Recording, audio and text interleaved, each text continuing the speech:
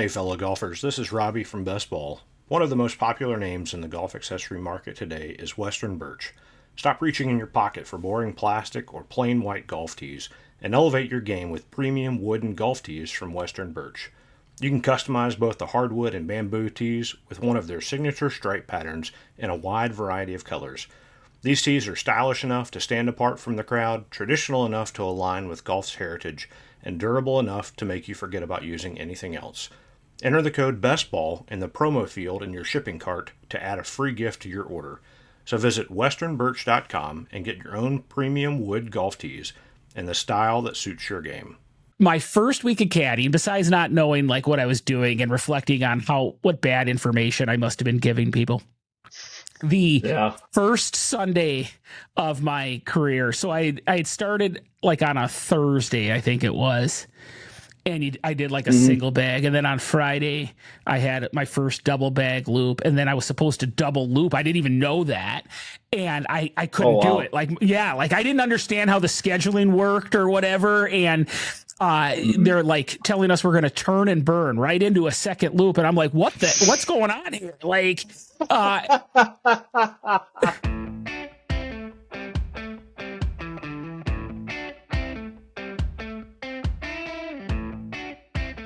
hello and welcome to the Caddie Tales Podcast. I'm Mark the Caddy, joined as always by my sidekick, colleague, friend, and fellow looper, Nick. We're excited to talk to you about how the game of golf and the game of life so beautifully intersect. Brought to you by Holderness and Bourne. Check them out at hbgolf.com. Type in the promo code BESTBALL and to get yourself some free shipping on some excellently tailored, nice fitting golf swag. We're in the gift buying season now. And so pick something up for that golf lover in your life or treat yourself to something nice this Christmas. So check them out. Holderness and Bourne, hbgolf.com. So Nick, welcome and happy Thanksgiving to you a few days early. Yeah.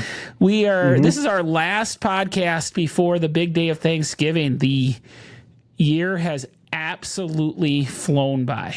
Absolutely. Do you feel like life moves faster the older you get? Yeah, it seems like it. Like I think we've talked about this before. It's like it's slow in the moment and then fast when you look back upon it, right? Oh yeah. Yeah. And now that there's this cool rhythm, and I had this in my former life too. There was a certain rhythm to life. Now back then, summers were very slow, as opposed to now summers being kind of my peak time. Holidays were obviously a big deal, like Christmas and Easter and stuff. But, you know, now you just get this sensory overload around things. And as we come up on Thanksgiving, there's certain things about this time of the year that just get me really excited. You know, my kids are going to be home from college. I'm looking forward to that. One of my favorite days of the year, and it's maybe not going to be as great this year as it has been the last 3 years, is the Saturday after Thanksgiving, which is the Michigan-Ohio State game. That's a huge day in our family, and one that really we celebrate as family. It's big and meaningful. So, anyways, I thought that it is appropriate as we come up on Thanksgiving that we pause and give thanks, and we have a Thanksgiving themed episode. And you know, I think you are pretty good at this too. And it's something that I'm trying to do more and more in my life, and that is to be intentionally grateful, to have some gratitude, to not always be so negative, or, you know, life could be better for both of us. There's things that we wish some circumstances were better. And yet, I think the better life is one where you're looking at what is and seeking to give thanks. And I don't mean that in a Pollyannish or preachy way. It's just a way that I'm trying to live my life, and I know you are too. So let's give some thanks. Yeah. So what Sounds are you? Good, what are you, Nick? I'm interested. You know, we have this caddy life, and it's one that we talk about every week. It's very meaningful to us. But if somebody was like, what are you most grateful for about the caddy life? Could you sum it up in one thing?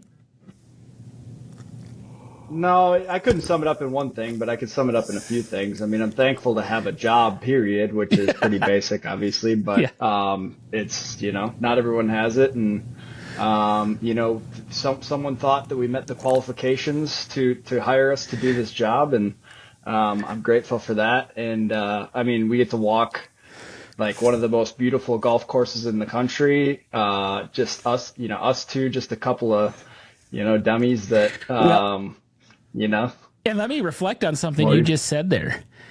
I didn't have the qualifications, looking back, they took a chance and they trained me, and I should be more grateful for that that door opened, because the reality is, when I first started, I did not know what I was doing. I was not like a lot of the guys who come into caddying who are golf nuts. I wasn't. And that's something I hadn't thought about. Like just the actual, that this door could have closed really quick. And I even think back to I was thinking about it the other day. My first week of caddying, besides not knowing like what I was doing and reflecting on what bad information I must have been giving people. The first Sunday of my career. So I had started like on a Thursday, I think it was. And I did like a single bag. And then on Friday, I had my first double bag loop. And then I was supposed to double loop. I didn't even know that. And I couldn't do it. Like I didn't understand how the scheduling worked or whatever. And they're like telling us we're going to turn and burn right into a second loop. And I'm like, what's going on here? Like, and I was working with a grizzled veteran who is not known for like, caring for you in your time of need or whatever. So he still, mocks me for this 6 years later. But like my hands are seizing up. I'm pulling my fingers back, whatever. So I couldn't even go out. I couldn't. I'm like, so right there, I'm like, this guy, I could see the manager saying, "You suck, get out of here." Then Saturday had my first Whistling Straits loop with like a group from a big Chicago country club. So again, I'm like, did I even know what I was doing? But I vividly remember then the next day, Sunday, and then I was going to finally get a day off. My body's dying. I had 2 bags, and I just remember hurting so bad, being so wrecked and slow and miserable. And I'm like, I remember thinking during that day, can I do this? I need to quit. I need to find something else. And the mere life circumstance and desperation and lack of options or whatever kept me going. And man, am I so grateful that that's the case, because there were some stumbling blocks in there. And super, super grateful. So I like that you said that one. Yeah. What other things, real quick, that you can think of that you're just grateful about, just the mere caddy life? Yeah, I'm grateful for like guys like yourself. The Caddy Shack guys that you get to talk to and have fun with out there, and good friends of ours. Yeah. Yeah. I think that I couldn't sum it up. I'm grateful for so many things. The Caddy Shack for sure, especially as I have now gotten a group of guys that I would consider not just caddy friends, but friends. There's certainly guys that you would drift off from if they ceased to work there or you did. But I feel like now there's some guys who are real friends. I feel like I'm so grateful for the income. I'm grateful for the players, all that. But what I am probably most grateful for is that the anxiety and all the stuff that I was feeling when I started caddying really answered the bell. The exercise was so good and healthy. The being outdoors was so good and healthy. It is exactly what I needed at the time that I needed it the most. And I never lose sight of that never would I have envisioned myself in this career. And yet it has been exactly what I needed. And I'm just grateful for the mere act of being able to go and walk, burn off that energy, have some healthy outlet, be outdoors.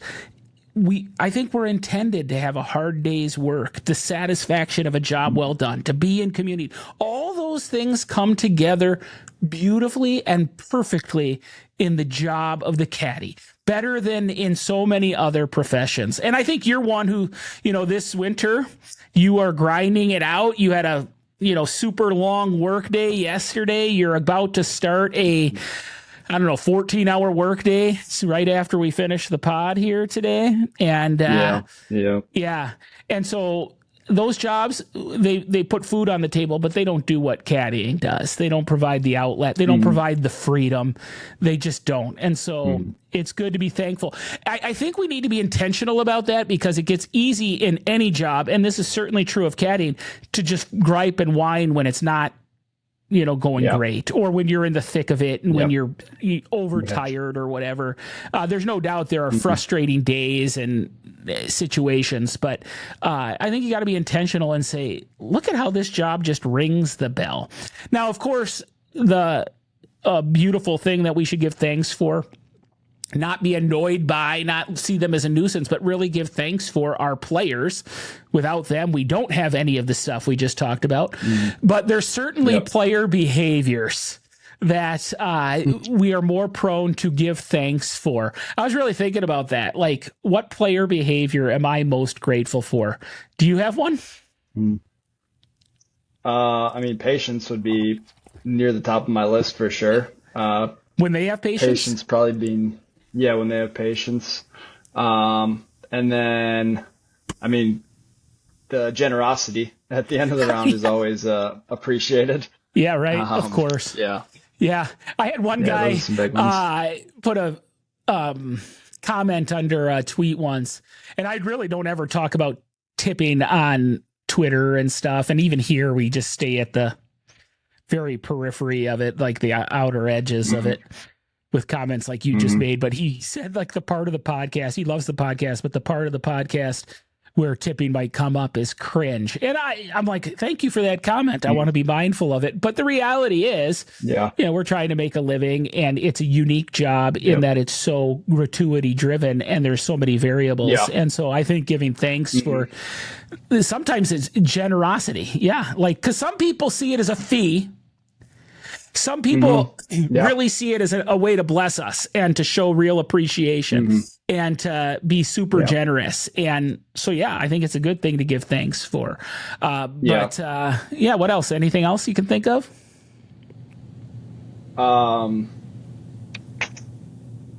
Generosity in terms of, like, when they get us stuff at the turn and beverage cart and stuff like that. So if you ever have Nick as a caddy, people, he's really interested in your money. No, he's interested in more. But I get what he's saying. Buy me things. Yeah, buy him things. Yeah, of course, that's one for me. I think, like, obviously, a player behavior that you can be grateful for is things like being mindful about their bags, which we talk about a lot. I think you're grateful for when you can have conversation with them. When they're good players, you're grateful for that because it makes for an easier day, generally speaking, all of that. But I got to thinking, what is it that I am most grateful for? And I was picturing when I'm, like, enjoying being with a player most. And this is the picture that I came up with in my head. We're walking down a fairway and they're with their buddy, and it's like they kind of put their arm around each other and they just kind of look around, and it's like, isn't this great? And so in reality, it's when they're grateful and expecting gratitude. We have a number of players who have been in there, done that. They experience a lot of things, and there are some who miss it. I was thinking about one guy in particular, I got on this group, and there was a couple caddies already on request from the day before, and based on who they were, I'm like, I kind of had a feel for what kind of group it was, and it wasn't going to be necessarily my kind of vibe or whatever. But this particular one player that I'm thinking of, it was a very successful person. They're there like on a plane that he owns or partially owns or whatever. He has this hot wife, like 25, 30 years younger than him, like hot, like showing us pictures of his like young wife. Super successful, just everything that a lot of people dream about in life, and could not have been more miserable to be around for 5 hours. Like just a raging mess. Everything that didn't go his way, just absolute odd behavior. And even to where, like, on one hole, I think, like, hit it into the water or whatever and wasn't going to finish the hole. I think it only happened once. He was a pretty good player. But stormed off, like, into some bunker area far away, and just kind of needed his alone space and whatever. I remember looking at the other caddy, who's a good caddy, like, and seeing him visibly scared to read the greens, read the putts, you know, for what's going to happen. And because it wasn't my player, thankfully, it was the other caddies. And I remember thinking, this person is like, they're not even enjoying this. It doesn't seem like, or maybe that's how they do enjoy it, and I just can't relate. But they're not even grateful. It's like they're miserable. And I found that to be such a put off, such a turn off, such an unenjoyable thing to be around, because I'm like, dude, look at the life you've been given, and you've worked hard for it, but doors have to open and certain doors have to not close. And there's still, you know, being a, you know, jumping on the right opportunities, all of that. I don't begrudge your success, but show some Thanksgiving in life, show some joy. And I disliked that so much. And I remember the group asked, they were playing 36, if I wanted to go in the afternoon. And I remember like creeping away, like getting away, like, oh, no, it's not my double loop day or whatever. I mean, like, I wanted nothing to do with it. And so I find that when players you see this a lot with like college buddies, because they only see each other like once a year. So they'll kind of like, they'll spend some time in the fairway catching up or whatever. And they'll be like, isn't this awesome? And then the other one that I'll see it with is fathers and sons. That seems to be one where you see that behavior a lot. And that's why I like fathers and sons, even though some guys, that's not their favorite loop, I find it to be extremely enjoyable, because I find that there's a great deal of gratitude there.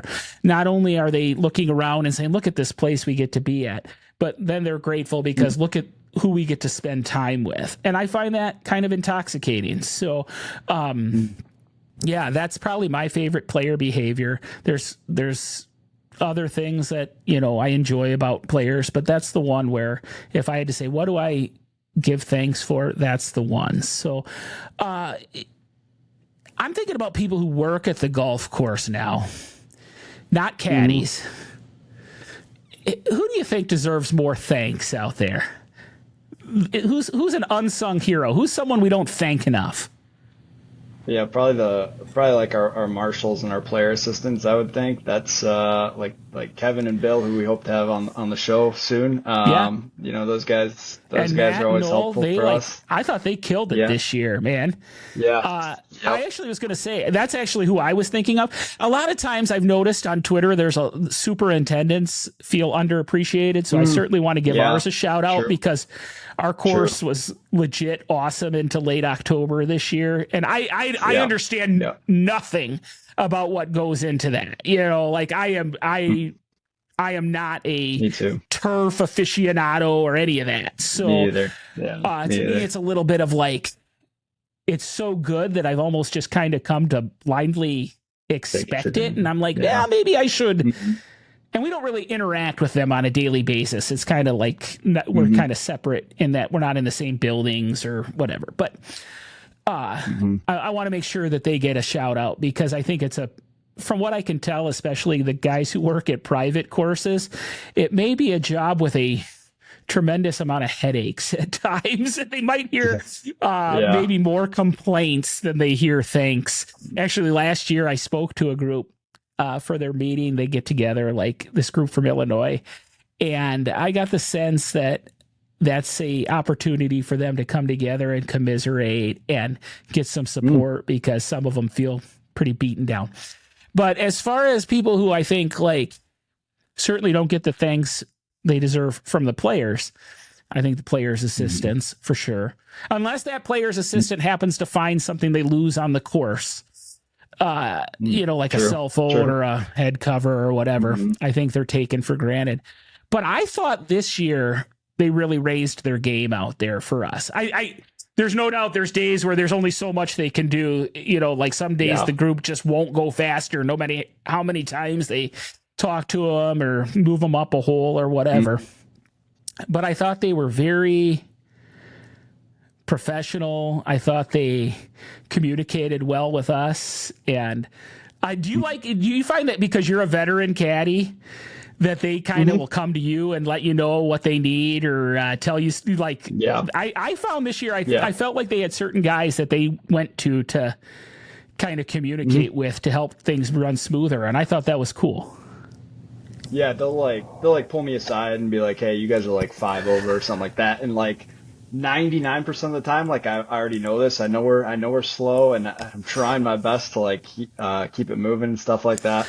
But sometimes they get it wrong too. Yeah, they do. They do, but under your skin a little bit. Yeah. I think, but mostly I think they're just looking for somebody that they can team up with. And I get energized when we work as a team out there, because every now and then you're working with a caddy who's just totally focused on themselves. And then then you got the golf staff or the managers or everybody in their own little silo. I like it, and I'm energized when everybody works as a team. And I felt like this year, with the players' assistants, there was some good teamwork on some days. I enjoy that, and I appreciate them. So if any of them are out there listening, thank you for your hard work. It's a job where they're the ones who I think are most at risk of getting yelled at. Absolutely, yeah, without a doubt, yeah. And almost every group too. Anytime they say anything, basically they're not making friends or, they're trying their best too. But it's a difficult task. Oh yeah. Obviously we want to thank everybody that's part of the operation, the cart girls. They guys, well, they can really help a vibe too. I commend the cart girls who, in this day and age, it's easy for some maybe to sit on their phone or to not be as engaging. I'm sure that some have maybe heard one too many one-liners or inappropriate things from guys that they get guarded. But I like it when they can really just make a fun vibe, especially let's say you finished a hole that didn't go so well. I'm always thankful when we can get to that cart and the cart girl can kind of soften the mood, get a drink into their hands, get them smiling, get them laughing again. I'm thankful for that. That happens quite a bit. Certainly our managers, they try to put us in the right spots to get out there and get loops. And I know that can be a thankless job. One that, they're trying to put a puzzle together. And then the golf staff, hopefully, they're interacting with players at a top-notch level. And I always am thankful for the work that they do to make that place world class. So give thanks, but a special shout out today to our players assistants. Love those guys, and our superintendent and those people working the grounds. Great job. Do you have a loop in mind that you're most thankful for this past season? It's kind of like picking between your children, I guess. I know. I didn't want to pick one specifically. I mean, I guess I'm thankful anytime somebody's grateful that I'm out there with them, but I don't know, probably the one where the guy put me in the bear hug. That was a pretty fun loop. That's never happened to me before. So and that guy just had a great demeanor about him and just the most positive person I've ever met. So that was pretty awesome. Yeah. I was thinking about this because I had so many good loops this year, so many enjoyable people. And so when I pick one, it's really not so much that it was more fun or better than others, because it probably wasn't or isn't. But I'm thinking of when I have like a father and his 11-year-old son, and I just remember, I have a 12-year-old son, and I remember being out there that day and seeing them interact. And you don't have kids, so let me tell you, in my opinion, this like 10 to 12 age range for boys is the absolute best, because they're getting old enough and capable enough that you're playing, pick up sports with them. You can take them golfing. You can play video games with them and have fun, or they're probably beating you. There's a lot, they're growing up and there's a lot of capabilities. Okay. But they're still young enough that, and I remember seeing this with this father and son, there's a couple of times where the son just kind of went up and side hugged his dad or hugged his dad. And it's like, they're kind of in that between where they're not too cool for you anymore, where there's still public displays of affection, where they're still like, let's say my son is like hurt or whatever, where he's still going to kind of crawl up on my lap when I'm sitting on a chair or something like that. So you get the best of both worlds, some independence, some growth, but still just a little bit of little kid left in them. And I remember being out there and seeing such a reflection of my relationship with my son out there, and looking to the future when maybe I can afford to go and do trips like that a little more easily. I can certainly go out and golf the par 3 and whatever, and those are special memories that can be made. They don't all have to be to Whistling Straits for sure. But, the idea of going on a golf trip with my son and just me and him, loved it. And I remember saying to this father during the round how great it was that him and his son were experiencing that, because I didn't have a close relationship with my father. I never did anything with him. Like literally never went to a sporting event in my life, never went golfing, never played pickup bat, nothing, never once. And I see how that shapes you for better or for worse. And I told this guy, I just love seeing it, and I hope that he is loving it as much as I was. And the reason why that loop comes to mind is not because it was the best golf, not because it was the most fun per se, not because they were better people than other people I caddied for. There was tons of great people. It's because I found myself inserted into something where I think that kid is going to remember this 30 years from now. I think that dad is going to remember this until forever. And we get to be inserted into a day like that. How awesome, how special. And that means a lot to me. I really love it. And that's, so you talked about generosity and tips and all that. Of course, we're out there to make a living, but it's days like that where the job like transcends the money to me. Cause like those loops, you generally don't make as much, but you can still find a way to love them and to say, look how special this is. Yeah, I agree. Yeah. Go ahead. Oh, I was just in my head. I was just thinking this is kind of weird, but anytime you're like taking like a picture of like on a family event or something like that, like I'm like, this is a really cool picture. Like this is probably going to be shown at somebody's like funeral slideshow someday. Like, I don't know why I always think about that, but it's a wedding, day, funeral slideshow, absolutely. No, that I think that's pretty cool. That we're going to be in that situation in the future where we were a small part of a day for people, and we got to make it hopefully a little better for them, and so I remember I tweeted about that particular loop that I'm thinking about, and this isn't even somebody who was like on Twitter, I think, but somehow word got to them from another follower, like, because I think other people appreciated the sentiment that I have. And I can't remember what it was, maybe a couple 100,000 views, maybe more. I can't remember, but a semi-viral post or so. And the guy texted me, and he must have had my number to send me pictures or he either Venmoed me or he sent me pictures because he had my number. And he texted me that night and said, somebody sent me your tweet. That means so much or whatever. And I'm like, this is awesome. Just awesome. And so, yeah, love it. But what's an area that you can grow in your gratitude, Nick? Maybe is there an area where you're a little too whiny or grumpy, or where it's not as enthusiastically, joyfully grateful as we're talking about now? Yeah, probably double days. It's hard to get excited on that second loop. But you should be, grateful that you're still out there and you're still capable of doing that, and you're making money. Like, you're making a good amount of money, so you should be happy about that, right? Right. Yeah. I think that, like, the bad weather this year, I didn't find a way to, enjoy that. And but then I was like thinking, so I mentioned earlier you're going to work 14 hours. And for those out there who haven't heard previously, Nick is going to work second shift at a warehouse for a grocery store this winter, and doing like picking, getting the stuff from their shelves into a box or a crate or whatever to go on the trucks to get shipped to a particular store. Is that an accurate assessment, Nick?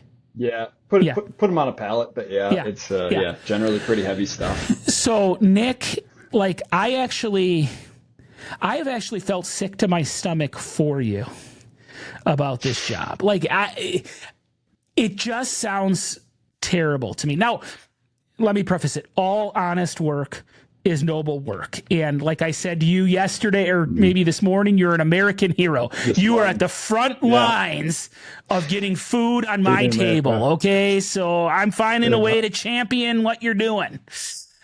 But I am so grateful that I don't have to do it. And I also used that to say, you know what? Even on the worst weather day, even on a day where the bags end up feeling like tanks because there's waterlogged and the weather's bad, and we're out there for 5 hours. We're still on a golf course.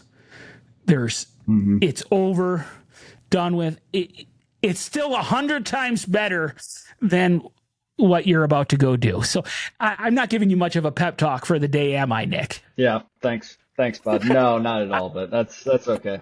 I'm used to that by now. Yeah, right. So anyways, I'm like, okay, maybe I got to stop whining so much, because these bad weather days, which I whined about all year, I hated it. It's still better than a lot of other stuff. And I will say the one thing about bad weather is when it gets so obscene and ridiculous, then I just start cracking up out there. Like the days where we got that like 2 inches of rain in a matter of 2 holes, and I'm like literally falling down on the course, then you're just cracking up. Like, this is absurd. So yeah, that's fun. So, hey, do you think most of our players, this is something I was thinking about, do you think most of our players are grateful? Yeah. Yeah, I think most of them are. Maybe not all of them, but yeah. And then it's usually reflected at the end of the round in the gratuity, hopefully. But man, you must be hurting for money, man. You're really focused on that today. I feel like you. I know. I was thinking about that though. That's like, it's like your grade. Like, you're getting a grade at the end of the loop. Like, they're grading you by giving you money. If it's a good amount, you did good. If you didn't, I bring that question up though because I just want to encourage people out there to be grateful for the opportunities they've been given. And golf is a sport where if you let it be just about the score or just about how you play that day, it's easy to lose sight of the bigger picture. And it's easy to lose that sense of gratitude that I think makes for special memories and makes for special days. And so that would just be an encouragement that I have for people. Because sometimes, like I said, like that loop I was describing earlier, people miss it. So, hey, what plans do you have for Thanksgiving yourself this year, Nick? Just gonna go by my dad's. He asked what I wanted for Thanksgiving, and I was like, well, turkey kind of sucks, so how about steak? And he's like, all right, sounds good. Yeah, So I no, think we might skip the turkey this year. we had a group family text going on last night about what people are going to bring for Thanksgiving, and there's like all these vegetables are coming up. I'm like, what the heck? Wow. And Look at you guys. It got carried away. I'm like, what's going on here? And we don't need vegetables. And Your family's turning vegan right in front of you. But we are having turkey and ham, and thank God for ham, because turkey is horrible. It's meant for like sandwiches, like in a deli style, but like the turkey that people make on Thanksgiving is not good. And so I actually am a believer that we should turn it into steak as the national Thanksgiving food. But I'm going to be thankful for that ham. This year we're staying here in Wisconsin. It's been our tradition to go to Michigan to visit people, and especially my best friend in Michigan and his family. We always used to vacation together. We've known each other since first day of college. But this year, with starting a new job that I want to be available for around that time, combined with, as my wife's parents get older, you just think we should be sticking around and doing the holidays with them. We're going to stay here. And so I'm looking forward to that. We haven't done Thanksgiving with them very often. So, because when we lived in Michigan, we used to never come back for Thanksgiving because we'd be coming for Christmas. So looking forward to spending this holiday with them. Looking forward to spending the day watching the NFL's juggernaut and America's team, the Detroit Lions. The Green Bay Packers. Okay. Yeah, the Packers are at night, but I think we all know who people are going to be most interested in watching that day. And then, my kids are going to be home. So once you get older and you have kids in college, that becomes just a super highlight of your life. So, going to be a great Thanksgiving, I pray. Go ahead. I'm actually thankful. I get a paid holiday, which is nice. That's not a thing in the caddy world. Unfortunately, we don't get paid holidays. We have to work every single holiday. So that is one advantage to my job, right? Yeah. No, we get to work the holidays that exist in that time. Memorial Day, 4th of July. It is weird to have those days just feel like any other day because you are going into work. That's something I haven't gotten used to. Hey, Nick, we like to talk about heavy baggage at the end of our show, and this segment where we talk about the fact that people are carrying heavy baggage, not just on the golf course, but in life, and we are looking to lighten their loads and be intentional about seeking those people who could use a little bit of help or assistance. So you have any opportunities this past week to do that? No, I've just been so busy with work, and I feel like I'm just selfish, and like I've only been focused on myself basically. So I'm probably the one with the heavy baggage this week, unfortunately. So I think you are. I think that you're kind of in a season right now of life where you're kind of having to put your head down and grind and work a little extra. And it's not super fun. And so, I can be a little more intentional instead of sending you texts that, taunt you or speak about the misery which you're about to endure. Although I did ask you this morning how you were feeling. So you did. Thank you.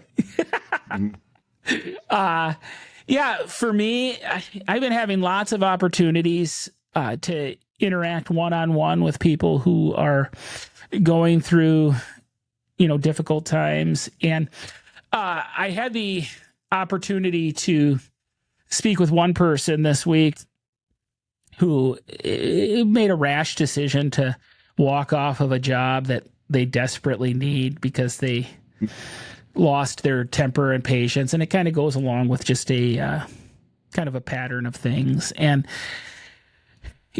was able to try and encourage them and to help them to see maybe there's a better way to go about making decisions, and got them to call their boss and apologize and stuff like that. So, I'm really thankful for that blessing of being able to trying to help carry somebody's heavy baggage, because a lot of people are feeling it, and around the holidays, a lot of people are probably feeling it. So as we do enter this season of thanks, we do pray that everybody out there will be able to find purpose and hope and meaning and healing and growth in their life and give thanks for whatever lot they're experiencing, and that they will know that no matter what, no matter where they've been, no matter what they've done, no matter how out of bounds, no matter how deep the bunker, there's on this side of the ground always another shot full of hope and opportunity.